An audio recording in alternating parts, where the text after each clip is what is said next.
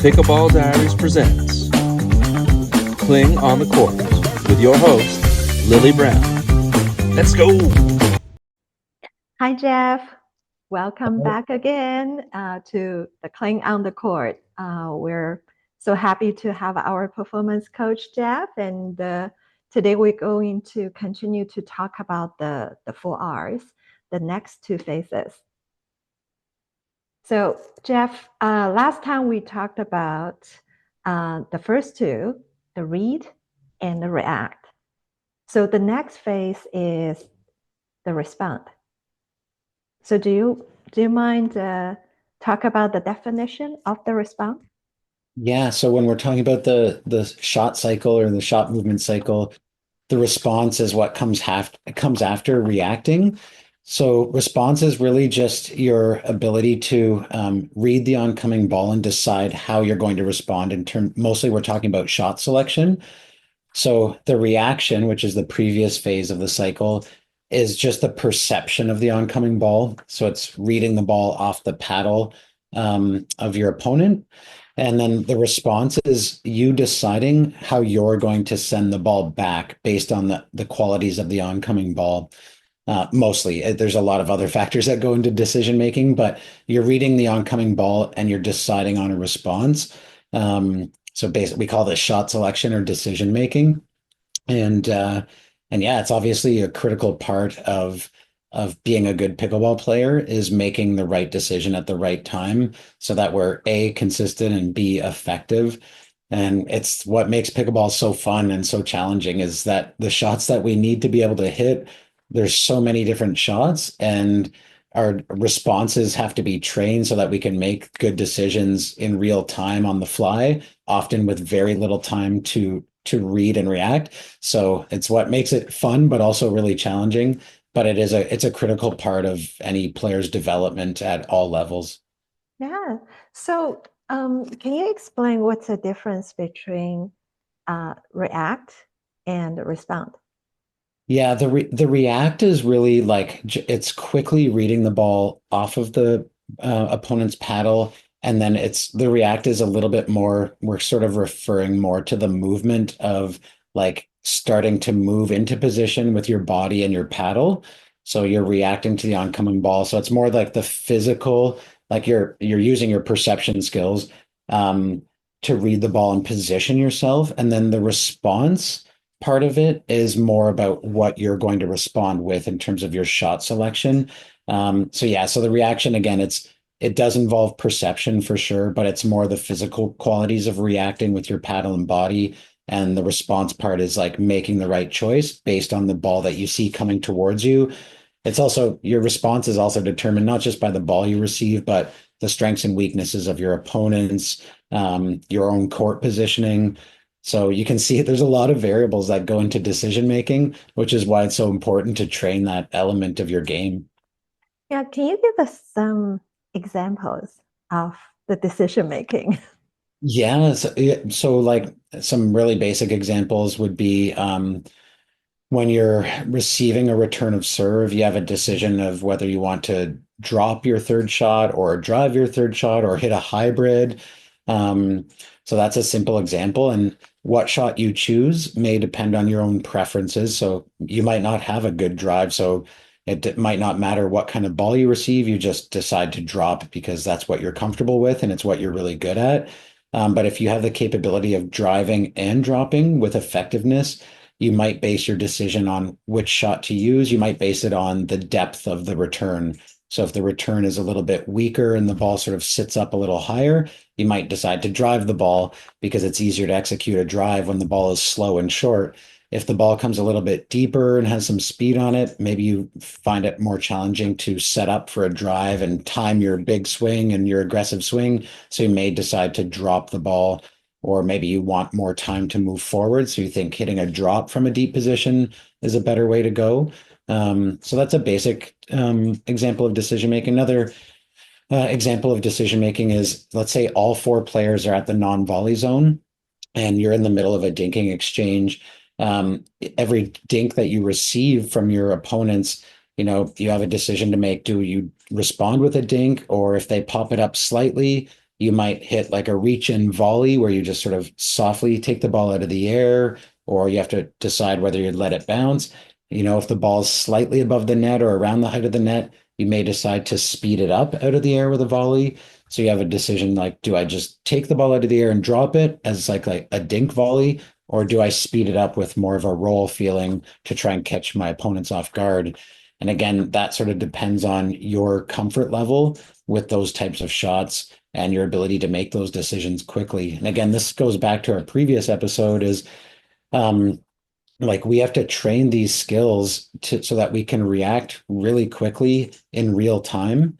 And so we have to train those skills in isolation, but then, making those decisions in real time in a real game is often the difference, because you might have great reach in volleys where you can drop the ball out of the air. You might have a great roll volley speed up out of the air at the kitchen, but you might be really poor at decision making. So maybe you don't recognize which one to use and when. So you might have the technical skills, but maybe you don't have the recognition and decision-making skills, which again is why it's so important to train those skills. Yeah, is our decision making also based on who will be the partner we play with? Will that affect our decision on what shot we should execute on our side? That's an awesome question, because it's one that people don't often consider. Like if you play, let's say for instance, you're playing with a partner who doesn't have like quick hands, or they don't react really quickly when the ball gets sped up, you may not drive the ball as much on your third shot, for instance. So, if you drive the ball, it arrives quickly to your opponents, and often it comes back really quickly. So if you're playing with a partner who doesn't react quickly to fast balls coming at them, or they're not good at like dropping from the transition zone when they get attacked, you may not want to drive the ball as frequently, because you're going to put your partner potentially in trouble in situations they're not comfortable with. And same with when you're at the non-volley zone, is if you're playing with someone who doesn't have good counter punching volleys, or isn't good in firefights, you may speed up a little bit less, because if you speed up and the other team counters really well, your partner may be like late to react, and it may not be beneficial. Or conversely, like if you're playing someone who has really fast hands and has amazing counters and does really well in firefights, maybe you play with a little bit more risk or a little more aggressiveness from the kitchen, and maybe you take a little bit more opportunity to speed the ball up, because you can rely on your partner to like respond well if the other team counters your speed up. So that's a great question, and it's something that a lot of times people don't consider in their game planning. When you game plan, your game plan when you're competing should be based around you and your partner's strengths and weaknesses, and the types of shots you might hit in certain situations should be framed around the strengths and weaknesses of your opponents, but also your own strengths and weaknesses. Yeah, thank you. So I think we will talk about more scenario analysis decision making in future episodes. I would love to get a more in-depth analysis with you. So now let's talk about the big topic, which has been often overlooked. That's the recovery. So can you go elaborate like really what recovery means? Yeah, well, recovery just means after a shot has been sent from you or your partner, it's going to the optimal position and getting into that position on time. And when we say on time, we're really saying being there by the time or just before your opponents make contact with the next shot, right? So if you can get into what you think is the optimal position before your opponents strike the ball, usually you'll be balanced. You have a split second or a little bit of time to sort of be calm, because you're slowed down, and the more calm you are, the more likely you are to have a good response to the oncoming ball, because your perception skills will be most likely be better if you're sort of in position and settled. So yeah, recovery is super important, because once again, you can have all the shots like, in isolation, maybe when you're practicing, you're amazing at almost all of the shots required to play this game at a good level. But if you're not good at knowing where to go after those shots and getting there on time, you won't be in a position to capitalize when opportunities arise, or you may end up in the wrong position when the other team's attacking and it doesn't allow you to play good defense. So yeah, recovery just means getting into what you think is the optimal position for the next shot and being able to get into that position on time, which is before your opponents contact the next shot. So from what you said, so the position, I think it's including like the paddle position, your body position, and then the core position. Is there any more? Yeah, it's mostly like the court position, and then Yeah. it also a good recovery. When you recover physically, you should probably be reasonably athletic or like feel athletic. So like a reasonably wide base so that you're balanced and have the ability to react and push to the next shot. And the paddle for sure. So, if you watch the pros, their paddle position in their ready position varies a lot. Like some have their paddle higher, some have it hanging down, some are more in front, some are closer to their body. But yes, the paddle positioning and just being ready with your paddle is part of the recovery. And sometimes again, as you're recovering, you're sort of perceiving or reading the ball that you or your partner sent, and you may adjust your paddle position based on what you think is a likely response from your opponents. So if you get the ball at your opponent's feet and you're moving forward, you might prepare your paddle higher because you're anticipating a pop-up off of a good drop from you or your partner. So you might prepare higher for a pop-up so that you can get the next ball down, or if you're at the transition zone, so you've moved forward after the third shot drop, let's say, but then you recognize the drop is high and they're going to attack, so you stop in the transition zone to get ready for an attacking shot. Maybe your paddle drops down a little bit because the ball's more likely going to be at your feet, and maybe your base gets a little wider physically because you have to be like really explosive to react when someone's being aggressive because you have less time.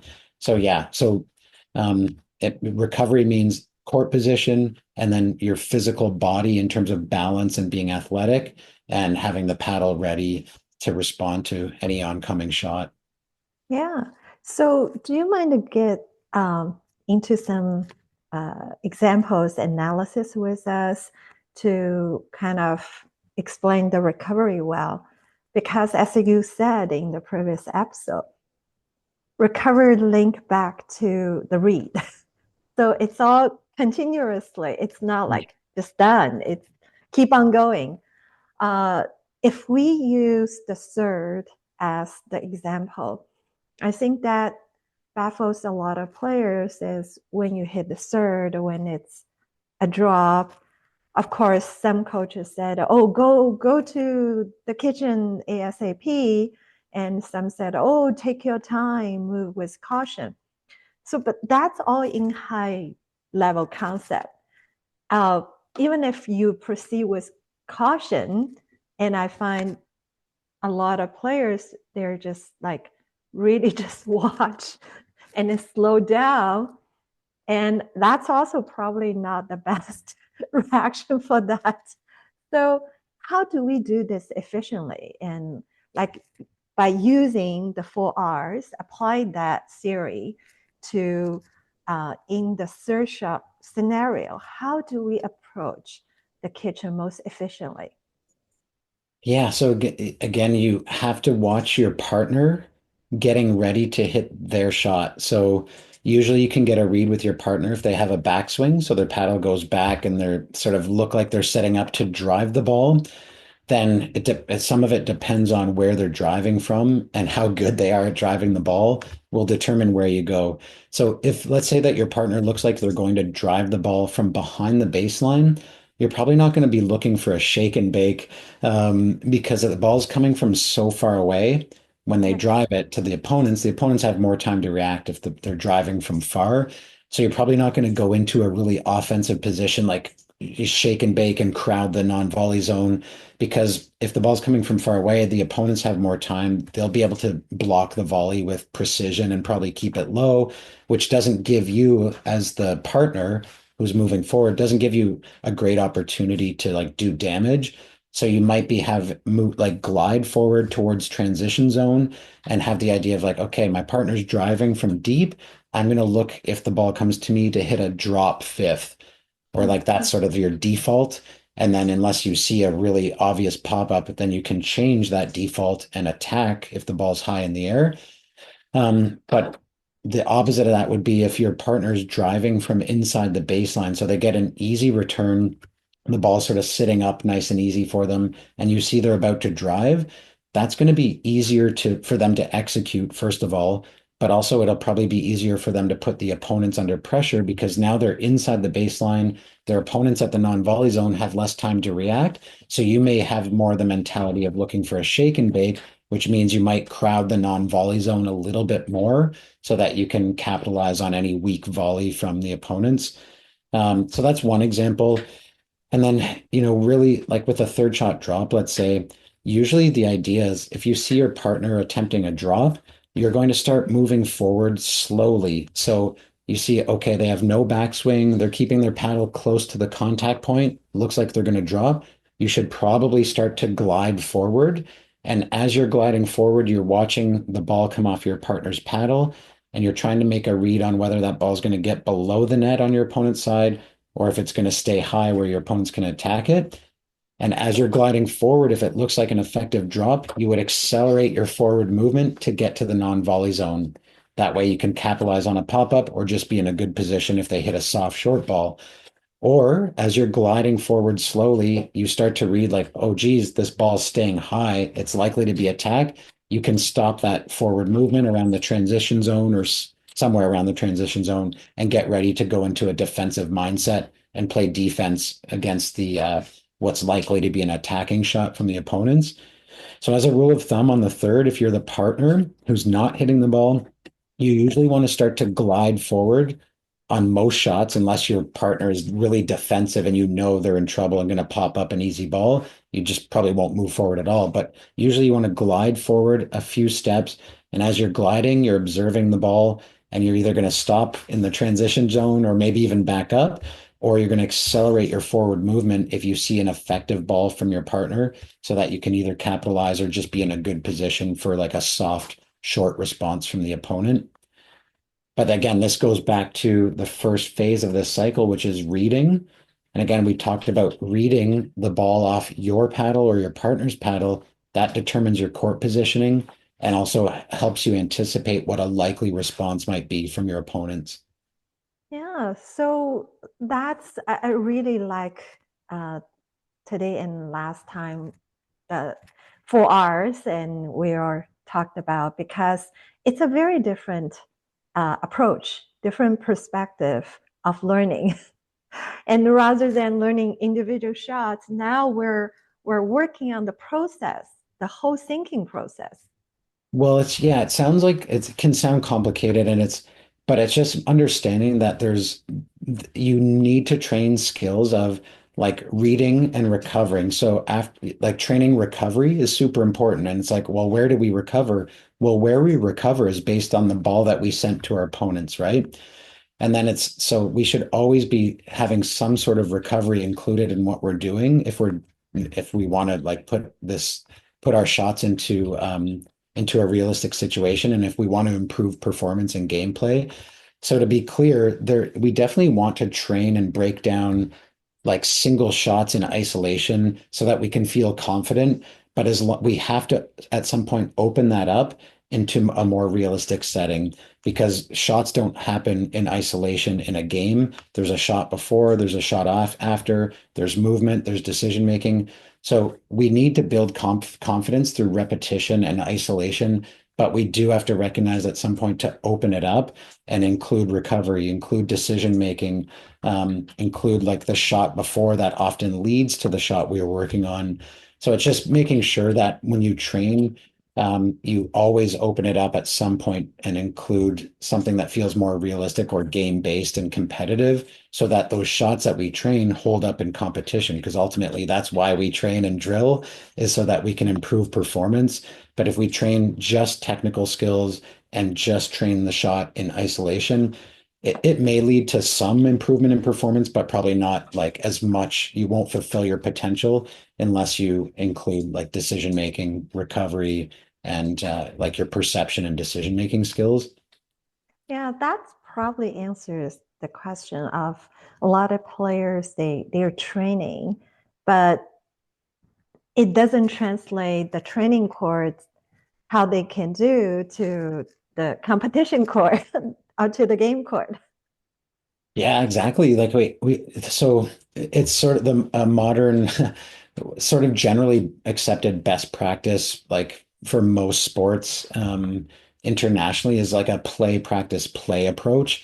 So usually we should play, analyze our performance, and take something out of like our open play. So just regular play, like, okay, what did we struggle with the most? Okay, so now let's practice that, and we may practice it in isolation if we really don't have the technical skills to hit a certain shot. So we should develop those technical skills. But once we have like a decent technical foundation, we have to train our reception skills. So the ability to read the ball and get in position to hit this specific shot. And then also then open it up where we don't know if that's the shot we are getting. So we can make it black and white where it's like we're getting this shot or another shot. And we have to train our response. And our decision-making skills, and then see if we can execute the shot we were training when we don't know that's the shot we're receiving. And then we should also add the recovery. So what do we do after the shot? Because we've got to get ready for another shot. And if we train the recovery, we often improve our anticipation skills and improve our ability to be ready for the next ball. Because again, our recovery is based on the ball we sent. So we usually want to go play. So we should play, take something of value or something meaningful that we need to work on from our competition, practice, and try and practice in a fairly realistic setting eventually, and then put it back into a play setting and see how it holds up. Yeah. So, So, what would be your suggestion regarding the ratio between play and practice? we'll probably like, well, when let's just say that you're drilling with a friend or a partner, Yeah. every shot that you train, you should probably put it into a competitive game of some sort. So let's just say that you're working on, a lot of people are working on a topspin, two-handed topspin roll dink now because with today's paddles and the way the game's evolving, that's a shot some people are working on. So you could train that in isolation and just get your repetition so that you can feel confident in that shot. You should eventually put it into a game situation where you say you're dinking cross court only on the left side, where you're going to get a lot of volume on that same skill, but it's in a more open setting where your partner or your opponent is mixing up all the types of shots you're getting. So they're hitting some to your forehand, they're hitting some to your backhand, they might be slicing to your backhand, they might be rolling the ball to your backhand, they might speed up. And then you get to find out, oh, did that training help me when I didn't know the ball was coming to my backhand? And then there's also like, you know, it's easy to execute shots when there's no score, or when there's no consequence to missing. So when you practice something in isolation, if there's no penalty for missing, then it maybe isn't the most effective training. So by putting something to competition, there's like a fear of missing that might pop up, and you've got to deal with managing the emotions of like, oh, I still feel a bit fearful, or I don't trust this shot. Okay, that's why you need to train it, but then put it into a real setting so that you can experience what it feels like to have a consequence of making or not making the shot. And yeah, and you should do that in every drill session. Train the shot and then put it into a game-based setting so that you can see how it holds up with more variables. Yeah. So with each shot, that's more hard skill. It's relatively easier to train. And I'm more interested about how do you train the reading? Like, do you need to follow as a coach, or can you do some skill training of the reading by yourself? Oh yeah, you can do it by yourself just by so like one example could be, let's say you're dinking with a partner in practice. You could just work on, say, one thing I struggle with is when I float my dink shot a little too high, I don't react well when the opposing team speeds the ball up out of the air. I'm seeing it late. So maybe when you're dinking, instead of focusing just on the projection of your shot or the technique of your shot, you can focus on the projection, but focus really on like recognizing very quickly when your dink has gone too high or when it's effective. And maybe you just put your mental focus on Mm. recognizing quickly when it looks like the opponent's going to speed the ball up because you kept the ball too high or you sent the ball too high. Some people use command words, even if you're doing it without a coach.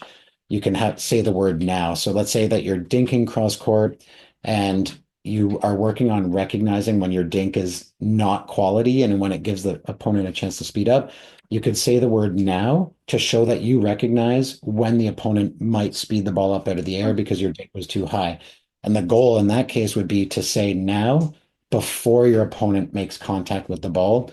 So you're working on the recognition of the ball you sent and then anticipating the likely speed up or the likely response based on the quality of the ball you sent.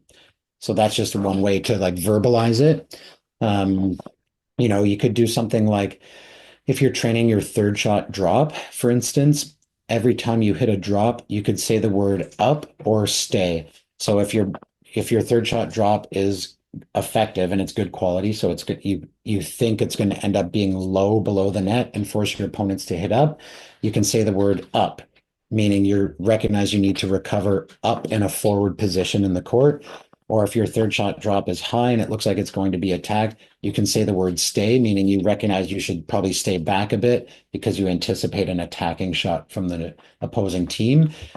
And just the same as this really is decision making. You're deciding where do I recover based on the ball I sent. And when we're talking about decision making, we want to make sure that we make the right decision, so a correct decision. And we want to make the decision quickly because again, the quicker or the faster we make our decision of where to go, the more likely it is we'll be in a good position or optimal position for the next shot. So you train recognizing going to the right place based on the ball you sent and see how quickly you can recognize or make the right decision and then go there. Or you might not, if you're just doing volume training with your third shot drop, maybe you don't actually recover forward. You just stay, but you at least verbalize it by saying up or stay so that you're at least showing yourself or telling yourself where you would go after the shot if it was a real game situation. And then you could put it in a game setting. You could say, okay, we're going to play out points now with your partner. So you serve, your partner returns, makes a return of serve, and maybe you do it half court, like skinny singles. You attempt a third shot drop, and right after the ball leaves your paddle, you say up or stay. And then you recover to the appropriate spot based on what you said, which is based on your ability to read the quality of the ball that you just sent. Yeah, I really love what you said. So literally when we even training on our shots, individual shots, now we're not just training for that shot, we're also training ourselves to be prepared for the next shot. So it's almost like I'm working on two shots in a way at the same time. Is that Yeah. correct? Yeah, and also, yes, exactly. And the shot before, because you have to make a serve or your partner makes a serve before you hit a third shot. So there might be some movement involved and some, based on the quality of the serve that you or your partner sent, you might adjust a little bit where you're standing, but also you might be hitting your third shot drop from so many different spots, so how you hit that third shot drop might vary. If you're hitting a drop from a low ball well inside the baseline, it might be a slightly lower trajectory and a softer, slower feel. If you're hitting the drop from really far back, you might have had to move backwards before you hit it. And then the feeling of the drop is like you might have to add a bit more speed and height because you've got to get the ball to travel a longer distance. So that, again, this is why we train decision making and try and open it up at some point to make it realistic. And then how you hit your drop, like knowing that the recovery is important might influence how you hit the ball, right? So if you're really far back in the court, you might recognize like, oh, I want to get forward to the non-volley zone. So if I'm really deep in the court and I want to get forward, I'm gonna have to make sure this ball has a lot of height on it to give me time to get forward, So anyways, understanding that the recovery is important may influence how you decide to hit a particular shot. But it also, it just makes it more realistic. Yeah, wow. It's really eye-opening. Thank you so much. And I think it's all like it's so beneficial, I think, for everyone, me and all our audience here, because now we can think about how do we use this new approach in our training. And rather than just focus on one point. Now we have a whole view, a whole process.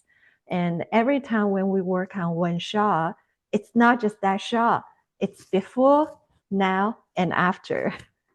Exactly. And that's exactly it. If there was a main takeaway from talking about the shot cycle, which again sounds it could sound complicated and it's but it's like how do we break this down to make it helpful to ourselves?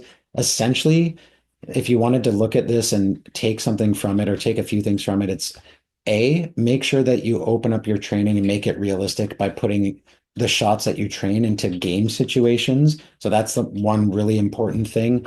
And then the other important thing is to make sure that you always have some sort of recovery. So even if you're just working on an individual shot, make sure there's a recovery after that shot. And that recovery should be based on where you're sending the ball. But also, it just shows you the importance of perception and reception skills. So being able to perceive the ball that you sent, but also perceive the oncoming ball and the importance of reception skills. And then we also need the projection skills. And often when we see like a lot of online tutorials or we see a lot of people practicing, they're simply focused on the projection. So the technical skill and hitting a single shot. But before that happens, we have to receive the ball. And even for the highest level players, so like you could say, okay, some of the top players in Ontario, for instance, they might have all of the shots and their technique is flawless and they hit it at an exceptional level. But when they go to play, say people that are just as good as them or better, so maybe they travel down to the US to play a PPA event. Well, now it's like, will their technical skills and their ability to hit that shot hold up when they're playing players who are better than them and can send the ball faster with higher levels of quality? We're then once again training reception skills, right? Just at a higher level. So even when you feel like you've mastered the ability to send shots, you should increase the challenge level. Sometimes you may want to increase the challenge level by increasing the quality of the oncoming ball by having someone feed faster, lower, more spinny, whatever, right? And then the other thing is like, okay, we've trained the reception skills, but at a higher level, the projection needs to be better. So yeah, making this shot, it's pretty good quality with most of people I play with, but now it has to be even more effective. Okay, well, what does more effective mean? Needs to be faster, need to be more precise.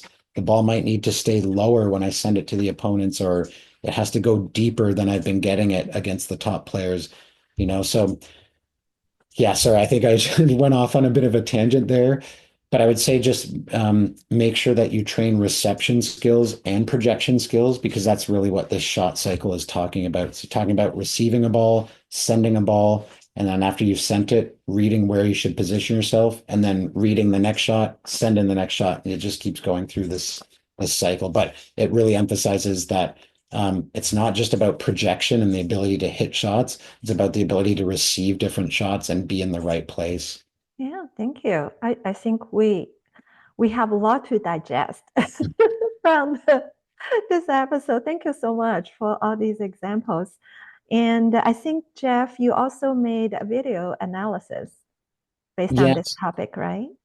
Yeah, so I put together a reasonably short video that just demonstrates each phase of the shot cycle and why it's important. And hopefully from that video, people can take away, okay, I need to train my recovery position and being better at knowing where to recover when my partner hits a third shot. And maybe also their ability to train their response or their perception and reception skills, so that they can be more well prepared to execute a given shot and maybe train their decision making. But hopefully that'll be really clear in the video and it'll show that there's more to playing pickleball than just hitting shots in isolation. And there's more than just having good technique. There's the perception, reception, and movement skills that are also really important.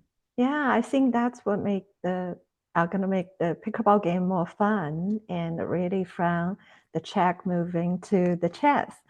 So yeah, thank you so much for coming on the episode today. And so for all the audience or the listener, please check. We have the link in the description of this episode. And yeah, please feel free to check out the videos and send us the questions what what's your further you want from us, from the episode, and also from Coach Jeff? Thank you. Thank you for Thanks. coming. Thanks for having me, Lily. Thanks.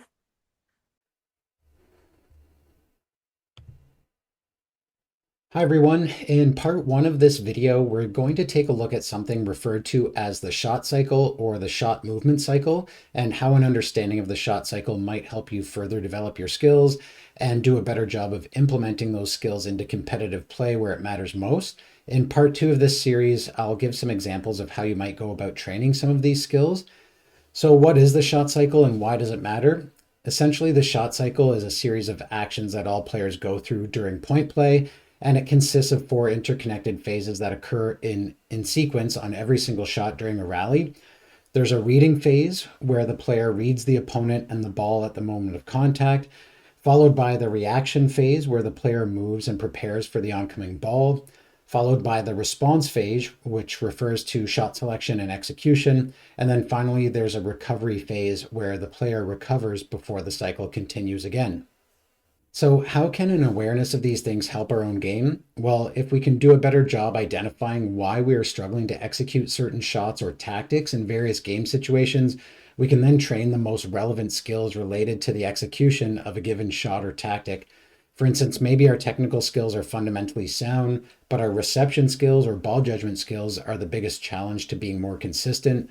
Or maybe our shot selection and decision-making skills are our biggest challenge. Or perhaps our court positioning puts us in trouble because we aren't recovering in the optimal position after a shot. In any case, it helps to understand that there's more than just technical skills when it comes to executing certain shots. And by having an understanding of the shot cycle, perhaps you can do a better job identifying the most important skills to train so that you can improve your ability to execute in competitive play. So in the following clip, we're going to observe the full shot cycle in action by watching Ben Johns prepare for a third shot after his serve and return from the opponent. We'll then watch how Ben and his partner Annalie Waters both go through the phases of the shot cycle during this point. Okay, so here we're going to take a look at the first phase of the shot cycle, which is the reading phase, where players use their perception skills to read what the opponent is doing and to read the ball at the moment of contact and after contact, so that they can then react, which is the second part of the cycle. So we'll take a look at Ben here. He's serving to J.W. Johnson on the other side. So Ben makes his serve, and then J.W. Johnson makes contact with the ball. And it's at this stage where Ben's really cueing in and reading the oncoming ball off of his paddle, off of JW's paddle, so that he can then react to the oncoming ball, which is the second part of the cycle. So the react part of the cycle refers to our ability to quickly perceive the ball off of our opponent's paddle so that we can then physically prepare and move our body and paddle into position in preparation for executing our intended shot. We refer to our movement and preparation skills as reception skills. So before we send a shot, we must first receive a shot by being prepared in the optimal position and being there on time. And after we react to the oncoming shot, we then enter the third phase of the cycle, which is the response phase. The response phase refers to our need to make a decision or response of what shot we intend to send back to our opponents. The response requires that we have good decision-making skills and good projection skills so that we can send the ball the way we intend to. And in this case, we see Ben setting up he's decided to hit a third shot drop. And once he executes this third shot drop, or once it leaves his paddle, we then need to have a quick recovery into the appropriate position with our body and paddle in order to get ready for the next ball. While we're recovering, we're also reading the ball that we send to help inform that recovery position so that we can be in the best possible court position for the next shot. And then the cycle starts all over again. So here we see Ben sends a third shot drop that actually goes a little bit high above the net. So it's not the most effective third shot drop. And you can see that Ben and Annalie read that high third shot drop, and they're now getting ready to defend by recovering in a deeper court position. So they're not going forward to the non-volley zone. They're stopping in a deep position because they read that they're going to have to play defense on the next shot. And so this is where the cycle starts all over again. They're going to read the ball off JW's paddle here, and then they're going to react. So they're reacting by moving and getting in position. And you can see in this case, they're both going for this ball because it's down the middle in between them. So smart shot from JW. So they're reading and then reacting. and now they're responding. And in this case, their response is almost predetermined because they know JW is going to attack that high third shot drop. So they're already in a defensive mindset. And you know they're in a defensive mindset because they recovered in a smart position to play defense. So now they're responding with this defensive shot. And basically, they're just trying to survive. The ball, once again, is high above the net. So their recovery position is deep in the court because they are reading that they're going to have to play defense. And this is where the cycle starts all over again. So now they're going to read, react, respond, and then recover once again. And then the cycle starts again with reading, responding, reacting, and recovering. And you go through this cycle until a point is complete. And if we let the point play here, we can see that this cycle continues over and over again. So JW hits, we're going to see them read the ball, react, respond, recover, and then finally JW gets an easy enough ball. He can put it away with an overhead smash. Okay, so do we need to think about the shot cycle while we're playing points? Of course not, but I think it's helpful just to understand the 4 phases of the shot cycle that all players go through during point play, because it might help us identify the areas of our game where we struggle the most and how we can then train smarter so that we can become better performers in competition. It's really common to see players practicing or drilling specific individual shots just with a primary focus on technique and sending of the ball. And while practicing specific individual shots and the associated technique is definitely important, it's also important that we don't just train those skills in isolation. When we play a point in pickleball, there's a huge variety of shots that we might need to hit from all sorts of different court positions.